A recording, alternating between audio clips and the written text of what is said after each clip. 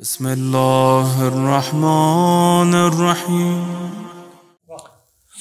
سورۃ التوحید واضح توحید پروردگار کا بیان ہے، اس میں عالی ترین بیان۔ یہ اللہ سبحانہ و تعالیٰ کا کرم ہے۔ آپ دیکھیے، آپ جانتے ہیں کہ اس سورہ کو 1/3 قرآن کہا جاتا ہے، 1/3 قرآن کے برابر ہے یہ۔ اسی خاطر ہے کہ جو اس کی 2 مرتبہ تلاوت کرے تو 2/3 قرآن، اور جو 3 مرتبہ تلاوت کرے اسے مکمل قرآن کو پڑھنے کا ثواب عطا ہوتا ہے۔ یہ کیوں ہے 1/3 قرآن؟ اس میں بڑی اس کی کمنٹری ہے کہ کیوں 1/3 قرآن اسے کہا گیا۔ سادہ سی بات یہ ہے کہ قرآن کا 1/3 خدا کی توحید پر مشتمل ہے۔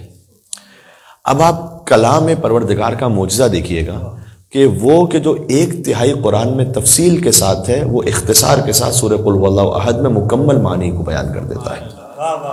یعنی آپ کو عقیدہ توحید کو سمجھنے کے لیے کہیں اور جانے کی ضرورت نہیں ہے، کوئی فقط اس سورہ کو جان لے اور سمجھ لے، وہ مکمل توحید کو سمجھ جائے گا۔ حضور نے فرمایا کہ ہر شے کی ایک روشنی ہوتی ہے، اور قرآن کی روشنی سورہ قل هو اللہ احد ہے۔ قرآن سے جو روشنی حاصل ہو رہی ہے، صحیح۔ مثلا ایک حدیث میں فرمایا کہ ہر چیز کے لیے ایک قلہ ہے، ایک بلندی ہے۔ قرآن کی جو بلندی سورۃ البقرہ ہے، پھر کہا قرآن کا جو قلب ہے وہ سورہ یاسین ہے، اور قرآن کی جو روشنی ہے وہ سورۃ الاخلاص ہے۔ اب اس میں سمجھنے اور پڑھنے والوں کے لیے نشانیاں موجود ہیں۔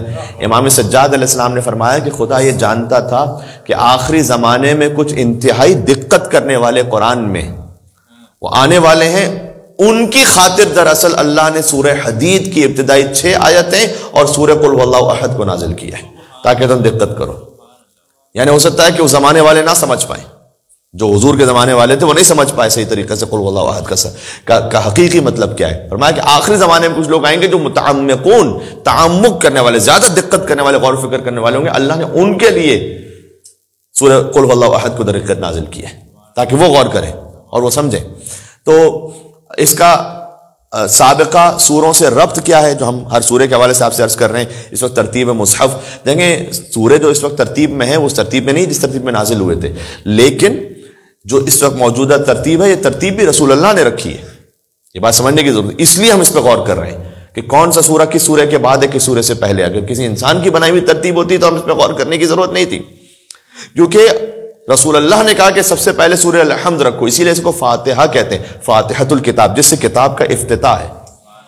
سورہ فاتحہ اسی لیے کہتے ہیں فاتحۃ الکتاب، جس سے کتاب شروع ہوتی ہے۔ پھر حضور نے کہا سورہ بقرہ کو رکھو، سورہ آل عمران، سورہ نساء، سورہ مائدہ۔ یہ ترتیب خود حضور اکرم نے بیان فرمائی۔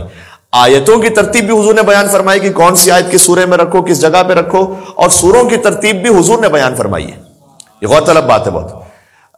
جو 30 پاروں میں قرآن کو تقسیم کیا گیا یہ بعد کی بات ہے، یہ حضور کے زمانے میں نہیں ہے۔ یہ 30 پاروں میں اس لیے تقسیم کیا گیا کہ ہم 1 مہینے میں قرآن ختم کر رہے ہیں، صحیح۔ اس لیے 30 پاروں میں تقسیم کیا گیا کہ ہم 30 برابر کے حصوں میں، تاکہ روزانہ 1 پارہ پڑھیں اور 1 مہینے میں قرآن ختم ہو جائے۔ رکوع بھی جو اس وقت موجود ہیں وہ بعد میں تلاوت کی آسانی کے لیے رکوع الگ بنائے گا، منزل بھی بعد میں بنائے گی۔ منزل حضور کی متعین کردہ نہیں، جو 7 منزلیں ہیں قرآن میں، وہ اس لیے کہ جو اور زیادہ تلاوت کرنے کا شوق رکھتے ہیں وہ 1 ہفتے میں قرآن ختم کر لیں 7 منزلوں میں۔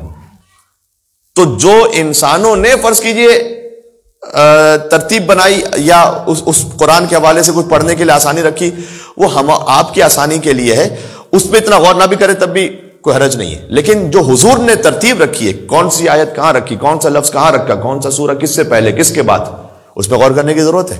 تو سورہ قل هو اللہ احد کا تعلق کیا ہے سابقہ سوروں سے؟ سابقہ سورہ ہے سورہ لہب، کل جس پہ بات ہو چکی ہے، تبت یدا ابی لہب وتب۔ ایک تو خود اس کے ردم کا تعلق ہے۔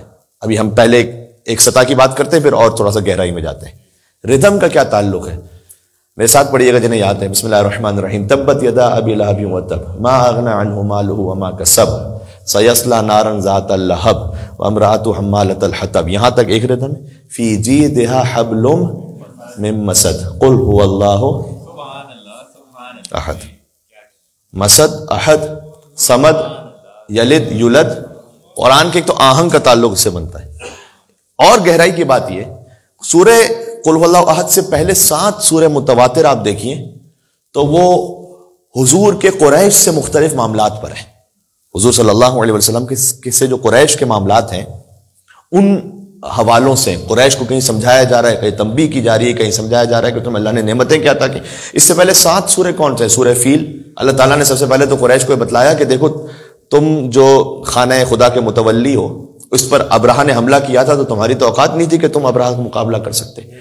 کس نے ابابیل کو بھیجا تھا اور کس نے تمہاری جانوں کو بچایا تھا؟ اللہ تعالیٰ نے قریش پر یہ احسان جتلایا ہے. اور یہ سورہ فیل اور سورہ قریش ساتھ ساتھ ہیں. اگر آپ نماز میں سے پڑھیں گے تو سورہ فیل کے ساتھ سورہ قریش کو بھی پڑھنا واجب ہے، ورنہ وہ نماز مکمل نہیں جو سورہ فاتحہ کے بعد ایک سورہ پڑھنا ہے. تو یہ ساتھ ساتھ ہے. پہلے اللہ نے سورہ فیل میں انہیں بتلایا کہ دیکھو خانہ خدا کی حفاظت کس نے کی، تم تباہ و برباد ہو جاتے. ابرہا آتا تو خانہ خدا کو تھوڑی ختم کرتا، تمہیں بھی ختم کر دیتا. وہ اللہ سبحانہ و تعالیٰ نے ابابیل کو بھیج کر اس طریقے سے اس ابرہا کو جیسے کھایا ہوا بھوس ختم کر دیا، اسے نیست و نابود کر دیا. یہ وہی سال تھا جس میں سرکار ختم مرتبت کی آمد ہوئی ہے دنیا میں. نبی کی آمد کے صدقے میں یہ تو میں کہہ رہا ہوں، اس کا اگر پورا مفہوم آپ سمجھانا چاہیں تو. ورنہ یہ کہ بہرحال اللہ تعالیٰ نے سورہ فیل میں یہ احسان بتلایا قریش کو. پھر کہا کہ دیکھو تم قریش وہ ہو کہ جو سردی اور گرمی میں سفر کرتے ہو. اس پہ بات ہو چکی ہے ہماری کہ تمہارے کاروان کو کوئی نقصان نہیں پہنچاتا، تم امنیت کے ساتھ سفر کرتے ہو، اس لیے کہ باقی لوگ بھی بعد میں حج کے سیزن میں مکہ آتے ہیں تو انہیں ڈر ہوتا ہے کہ اگر ہم نے قریش کے کاروان کو کچھ کیا تو جب ہم مکہ پہنچیں گے تو پھر ہماری تجارت نہیں ہو سکے گی. تو یہ تم پر جو احسان ہے کس کی وجہ سے؟ وجود خانہ خدا کی وجہ سے. فَلْيَعْبُدْ رَبَّ هَٰذَا الْبَيْتِ، تو بس اسی رب کی عبادت کرو جو اس بیت کا رب ہے، اسی کی تو عبادت کرو جس نے اطعمہم من جوع وآمنہم من خوف، تمہیں بھوک میں کھانا بھی کھلایا ہے، تمہیں خوف میں امن بھی دیا اس رب نے، اس کی عبادت کرو.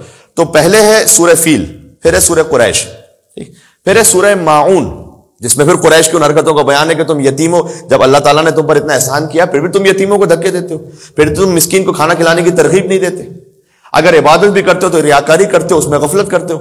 سورہ ماعون آیا. پھر آیا سورہ کوثر کہ جس میں قریش ہی رسول اللہ کو یہ طعنہ دیتے تھے کہ یہ ابتر ہے. اس میں ابو لہب سب سے آگے تھا، عاص بن وائل آگے تھا. جب حضور کے بیٹے کی وفات ہو گئی تو ابو لہب حضور کے گھر کے باہر آ کے ناچ رہا تھا، تالیاں بجا رہا تھا.